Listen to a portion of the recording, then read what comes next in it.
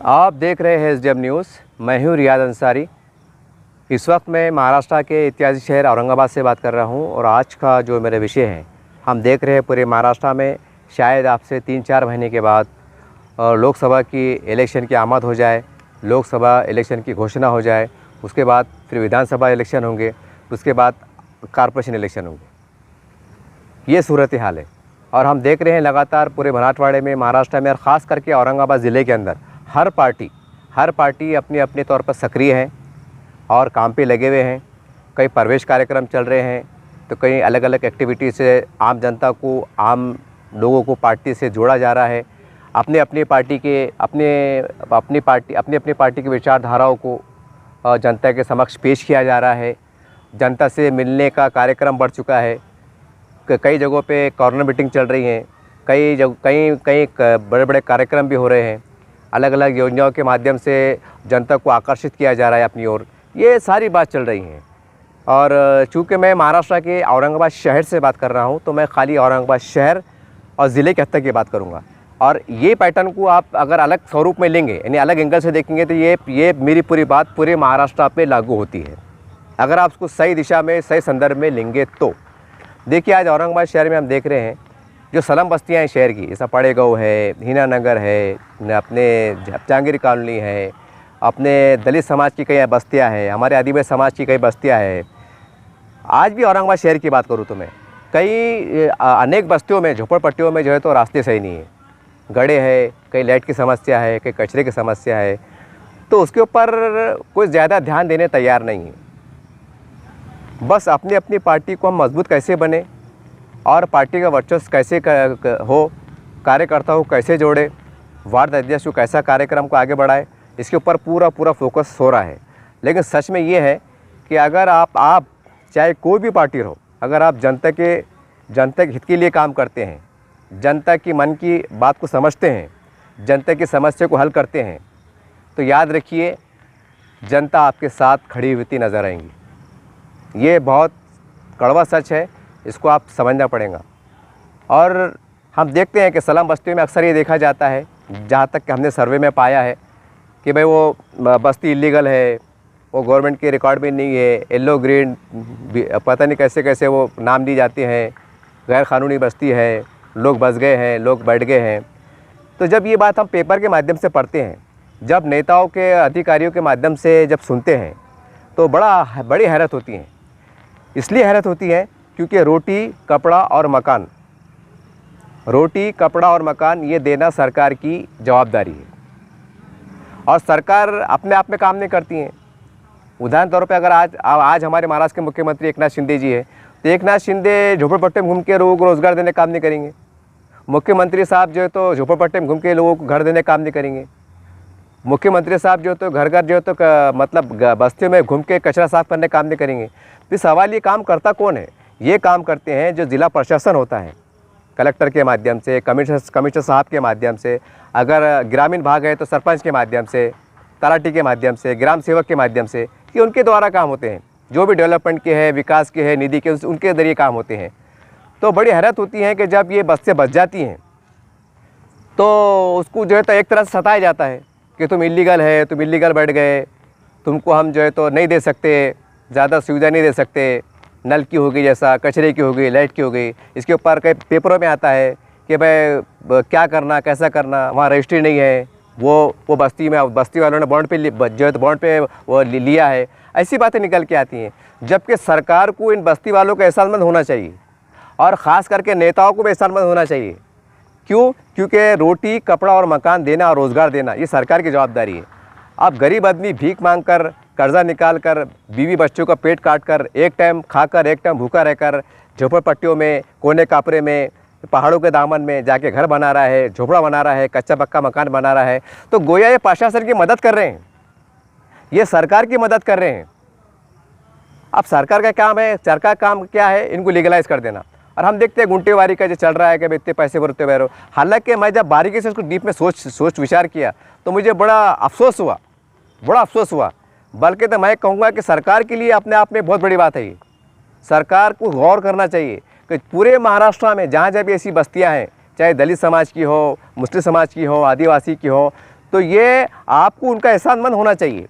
मैं तो कहूँगा तमाम जो अपने अपने जो इलाके के नेता होते हैं, आमदार होते हैं, खासदार होते हैं या सरपंच होते हैं, तो उन्होंने उनके पास जाके तो हाथ जोड़ के उनके वो करना चाहिए, उनका शुक्रिया अदा करना चाहिए। इसलिए क्योंकि ये आपकी जवाबदारी थी, सरकार से फंड लाना, घर की योजना में उनको बिठाना, घर बना के देना, उनके लिए लाइट की योजना करना, पानी लाना, पानी की व्यवस्था करना, ये आपकी जवाबदारी थी। अरे गरीब लोगों ने अपनी जान पे खेल के, आप सोचिए ज़रा, कल्पना कीजिए, पहाड़ों के दामन में घर बना रहे हैं, पानी 10 किलोमीटर दूर से ला रहे हैं, हंडों से ला रहे हैं, बोरिंग का पानी खट्टा मीठा खारा वही पी रहे हैं ऊपर वाले के भरोसे पे। तो ये क्या हो रहा है? आपने तो उनका शुक्रिया अदा करना चाहिए कि भाई आपने अपने पैसों से अपने बलबूते पे जंगलों में घर बना लिया। अब जवाबदारी क्या बन जाती है प्रशासन की और नेताओं की? खाली उनको सड़क जो है तो सड़क बना के देना, लाइट ला के देना, और छोटी मोटी जो उनकी जिस तरह छोटा मोटा सरकारी दवाखाना है, एक आधी स्कूल है, मराठी मीडियम है, उर्दू मीडियम है, जो भी ज़रूरत की चीज़ है उतना कर देना, ये आपकी जवाबदारी है। और उसके अंदर वो गरीब तो एक तो भूखा प्यासा रह के कैसी मुसीबतों से पहाड़ के दामन में जंगल में घर बसा रहा, फिर उसको बोले कि तूने इलीगल लिया, फिर बोले कि तूने बॉन्ड पी लिया। अरे जब ऐसी बात है, जब आप इतने फिक्रमंद हैं, जब आप इतनी लीगल इलीगल की बात कर रहे हैं, तो ये सरकार की जवाबदारी है। ये अपने अपने क्षेत्र के जो आमदार होते हैं, खासदार होते हैं, ये उनकी जवाबदारी है। जब आपको सरकार को जब इतनी फिक्र है इलीगल की लीगल की, तो आप सरकारी ज़मीन के ऊपर घरकुल योजना बना के दो ना। आप जब आप बना के नहीं दे रहे तो बेचारे सर छुपाने के वास्ते कहीं भी बैठ जा रहे, अच्छा बैठ रहे भी नहीं, कब्जा भी नहीं मार रहे, बॉन्ड पे ले रहे 50,000 का, 1 लाख का, 2 लाख का। ये तो आपके लिए तो उसकी बात है। ये आपने गौर करना चाहिए कि एक गरीब आदमी अपने मेहनत कमाई से 50,000 का, 1 लाख का दूर जंगल में घर लेके बना रहा है, टीनों का बना रहा है, तो क्या सरकार को एहसास नहीं होता? कई गुंटीवारी ले रहे आपने तो आगे बढ़ के बोलना है कि चलो आपको हम रजिस्टर करते हैं, आपको हम 7/12 पे नाम चढ़ाते हैं, आपको हम सब चेक करके भाई किसका कब्जा तो नहीं पूरा चेक करके आपने अपने तरफ से रजिस्ट्री करके देना।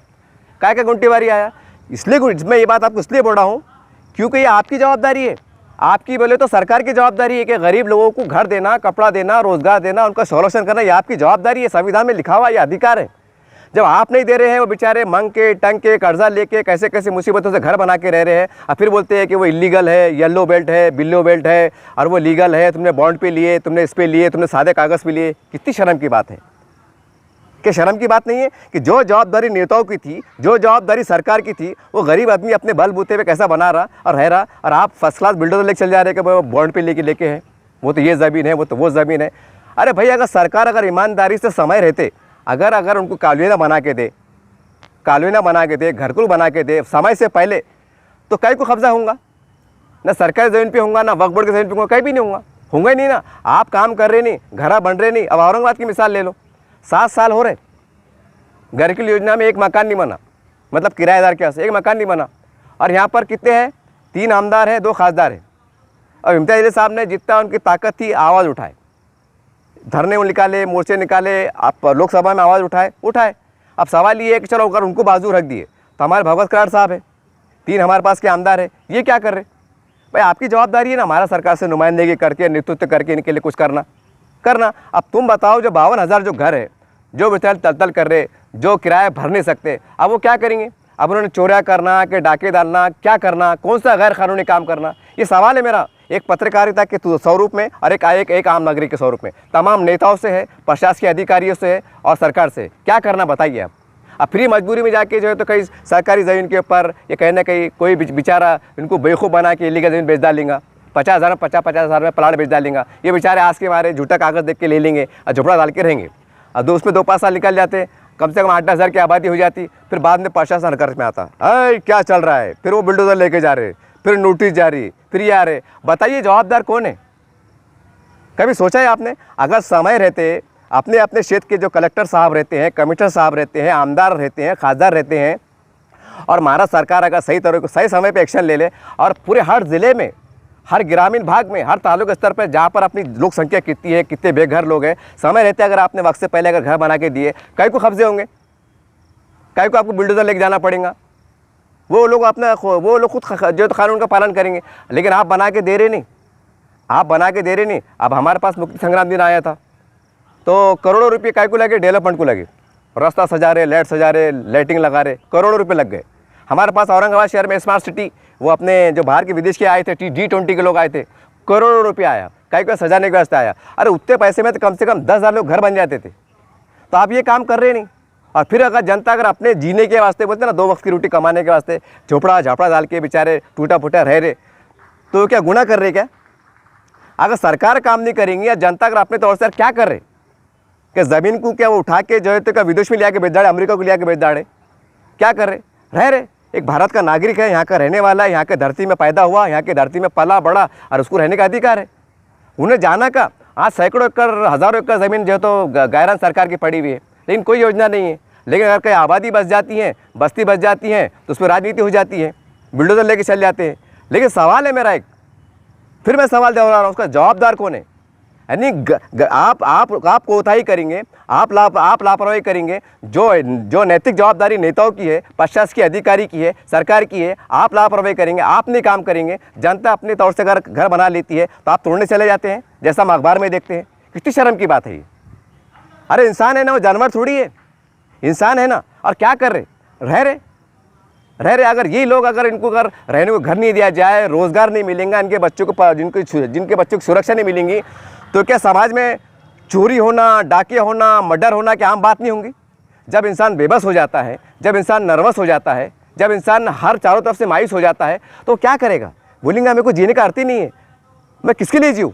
मेरे बीवी बच्चे रोड पे है, ना उनको शिक्षण है, ना घर है, ना कुछ है। तो आदमी के अंदर मानसिकता बगावत पैदा हो जाती है।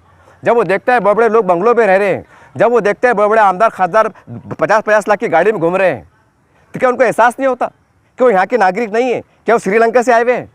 कौन है? क्या हमारे भारत के नागरिक नहीं है? क्या हमारी जवाबदारी नहीं है? आज गांधी जयंती, आज 2 अक्टूबर है।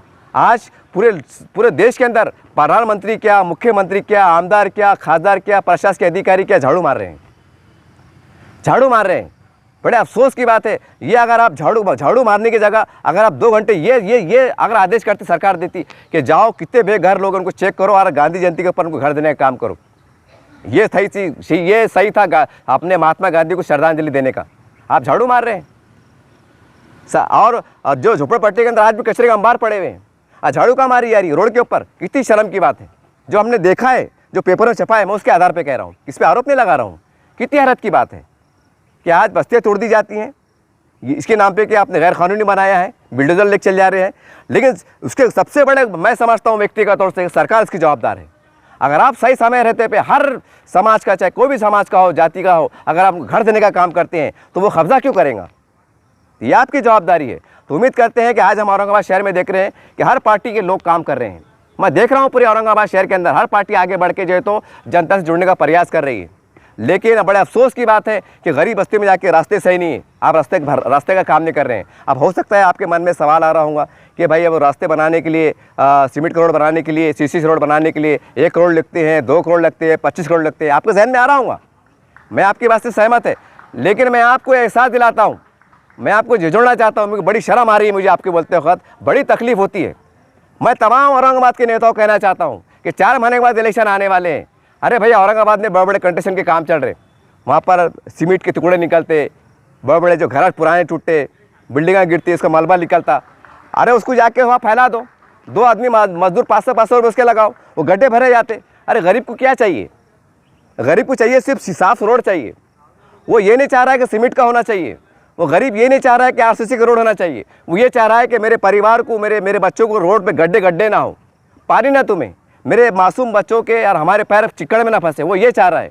आप इतना भी काम नहीं कर सकते हैं। एक भर्ती का ट्रैक्टर कितने में आता है पता है आपको? 100-150 रुपये में आता है। बड़ी शर्म की बात है और बड़ी हैरत की बात है। आज अगर इलेक्शन में अगर देखते हैं हम, लोकसभा के अंदर, विधानसभा के अंदर लाखों रुपये खर्चा होता है। और क्या क्या खर्च होता है तो आपको मालूम, आप इशारे में समझ जाइए। और आप इतना काम नहीं कर सकते। अगर मैं औरंगाबाद का खासदार रहता, अगर मैं औरंगाबाद का आमदार रहता, पता मैं क्या करता? आप हंस रहे होंगे, लेकिन मेरी जान जल रही है, मैं आपको बताता। मैं हर वार्ड के अंदर मेरे कार्यकर्ताओं को बोलता और बड़े बड़े कॉन्ट्रैक्टर को फ़ोन लगाता, तुम्हारा जो भी मट्टी का, इसका ईंट का ढेर निकला, मुझे फ़ोन करो।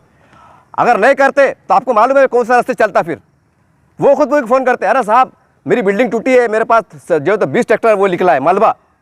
मैं बोला ठीक है, मेरे कार्यकर्ता को फ़ोन करो। अरे मेरे कार्यकर्ता फ़ोन करता था, फला बिल्डर जो आपके पास भेज रहा है, वहाँ दो लेबर लगा काम करो, 2000 के अंदर रोड सही होता।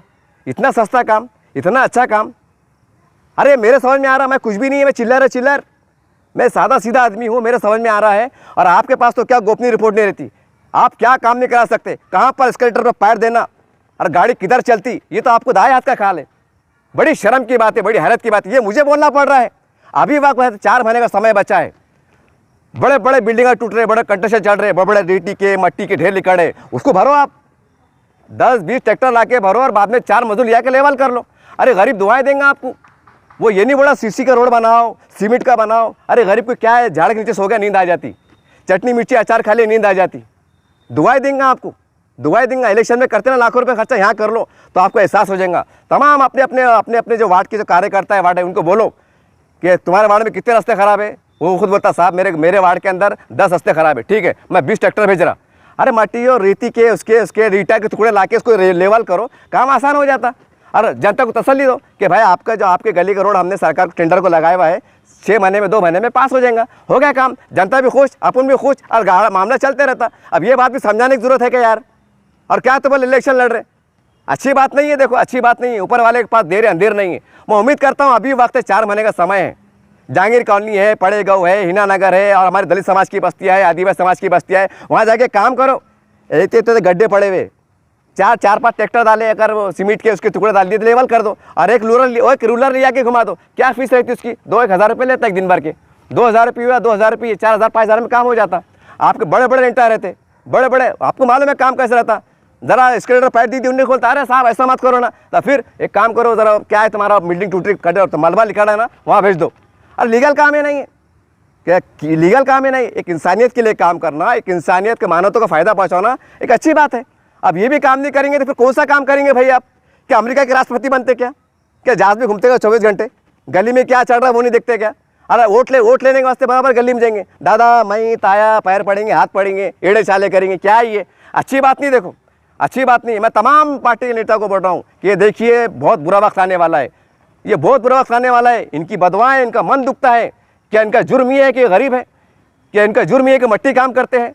अरे ये तो धनवान है, धनवान, इनसे बड़ा कोई नहीं है। अरे इनके वोट पड़े थे ना तो आप आमदार बने थे, इनके वोट पड़े थे तो आप खासदार बने थे, इनके वोट पड़े थे तो आप नगर सेवक बने थे, इनके वोट पड़े थे आप मुख्यमंत्री बने थे। इनका एहसान मानो, इनके दरवाजे तक जाओ, इनके पैर पड़ो, हमको इनका आशीर्वाद लो। याद रखो ये आप कर सकते हैं, आपको करना पड़ेगा। नहीं तो ऊपर वाला सब देख रहा है और जनता भी देख रही है। आने वाला समय फिर कैसा रहेगा हमें भी नहीं मालूम। मैंने एक ये वीडियो मानवता के आधार पर बनाया हूँ। उम्मीद करते हैं तमाम औरंगाबाद के, तमाम महाराष्ट्र के आमदार हो, खासदार हो, आप काम करेंगे। ज़रूर नहीं करोड़ों रुपये फंड आना। ये जो एड़े चाले कर रहे हैं ना, और नहीं वो बजट पास नहीं हुआ, 50 करोड़ टेंडर लगा हुआ है, ये फेंका फाक की बातें और टालने वाली बातें बंद करो। रास्ते का मामला, गड्ढे है ना, अरे ट्रैक्टर लाओ, उसको लेवल करो, खड़े रह के 2 मजदूर लगा काम करो, हो गया, रास्ता बन गया। गरीब को क्या चाहिए? अब इतना भी नहीं करेंगे, इसके ऊपर भी एड़े चाले करेंगे या कुछ करेंगे तो कितनी शर्म की बात है। ये मैं नहीं कह रहा हूँ कि कई जनता की मन की आवाज़ थी, जनता ने मेरे से कहा था कि आप बोलिए, मैंने आपको कह दिया हूँ। उम्मीद करते हैं कि जब तमाम नेता जागेंगे और ये जनता जुड़ने का जो ढोंग कर रहे हैं, एक प्रयास कर रहे हैं, इसको बंद कीजिए। आज भी औरंगाबाद शहर में कई गड्ढे पड़े हुए हैं, उसको कौन भरेगा? आज भी औरंगाबाद शहर में लाइट नहीं है, उसको लाइट लाने का काम कौन करेगा? कौन देंगे? ये आपकी जवाबदारी है, प्रशासन की है, नेताओं की, सरकार की है। सबको मिलकर काम करना पड़ेगा। आप आगे बढ़ेंगे, प्रशासन आगे बढ़ेगा, प्रशासन आगे बढ़ेंगे, सरकार आगे बढ़ेंगे, तालमेल से काम होगा। न तो क्या है भाई, उनकी तरफ से कोई एप्लीकेशन आई नहीं, ये भी खामोश, वो सरकारी बूढ़ी यार कुछ तो को मांग रहा नहीं, चल अंदर चक्री, बेचारा भूखा मर रहा, प्यासा मर रहा, चल अंदर चक्री। बहरहाल आज 2 अक्टूबर है, गांधी जयंती का समय है। उम्मीद करते हैं कि जनता के हित में आप काम करेंगे। जनता को रोटी देने का काम करो, जनता को कपड़ा देने का काम करो, गरीब को घर देने का काम करो। ये सबसे बड़ी हम समझते हैं कि महात्मा गांधी की श्रद्धांजलि है। नहीं याद रखिए, ये नकली झाड़ू लेकर रोड पे घूमना और फिरना, शो पुटअप करना, टीप बताना, ये गरीबों के साथ एक बहुत बेहद भद्दा मजाक है। उम्मीद करते हैं कि जनता से आप मजाक नहीं करेंगे और जनता के विकास के लिए आगे आएंगे। देखते रहिए प्रेसिडेंट न्यूज़ चैनल। जय हिंद, जय महाराष्ट्र।